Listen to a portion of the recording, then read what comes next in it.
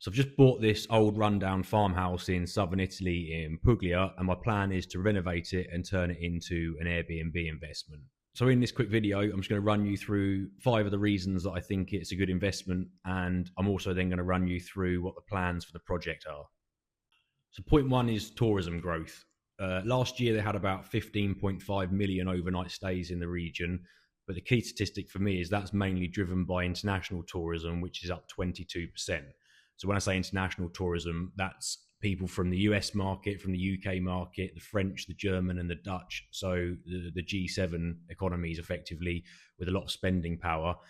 Those tourists are starting to come down here to the region, which is driving up prices and also demand. Point 2 is the reason for that tourism growth and why I think it's not only sustainable but going to continue to grow.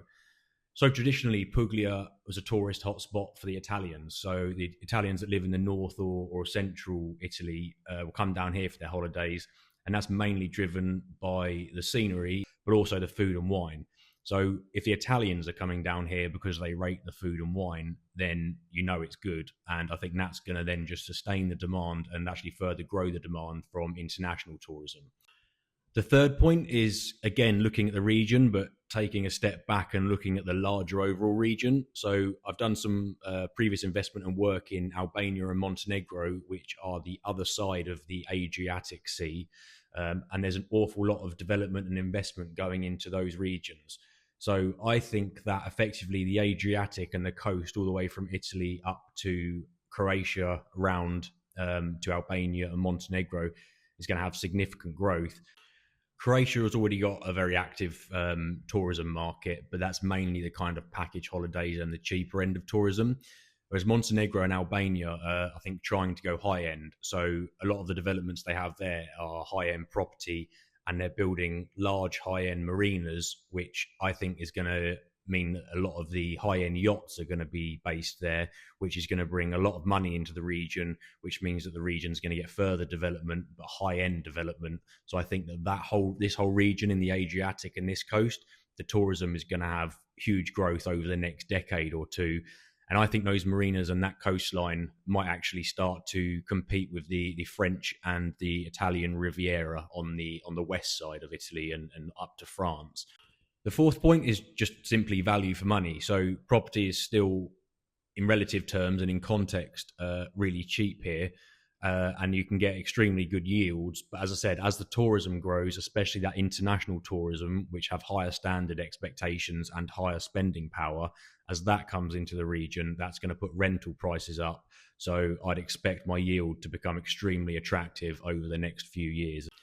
And the fifth point is, why the not? UK is absolute.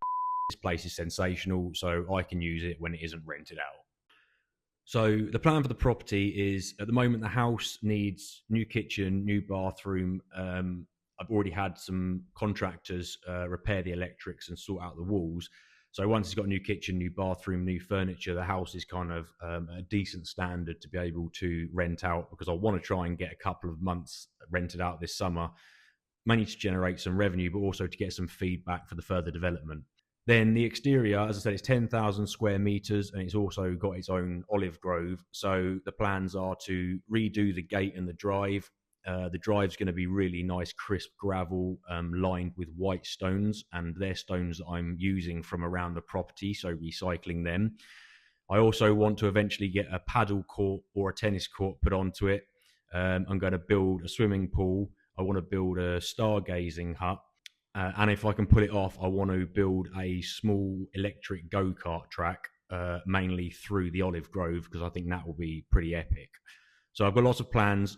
Phase 1 is really to get the building and the property up to a decent standard, get the immediate vicinity around the house looking decent so that it can market for Airbnb and look good.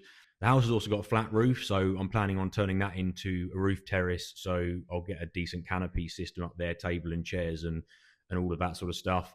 And then it's also got a old Italian pizza oven, which is built attached to the house.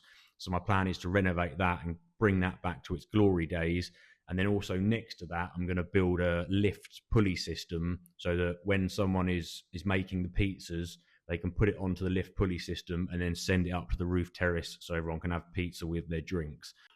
I'm down here for 3 weeks at the moment to kind of get things kicked off and get things started. So I'm going to be posting a kind of video series, think Clarkson's farm, but on about 0.01% of the budget and Italian farmhouse rather than UK farm. I'm also going to, along the way, post the whole process behind buying the property, getting the Airbnb set up, all of the processes and everything behind that.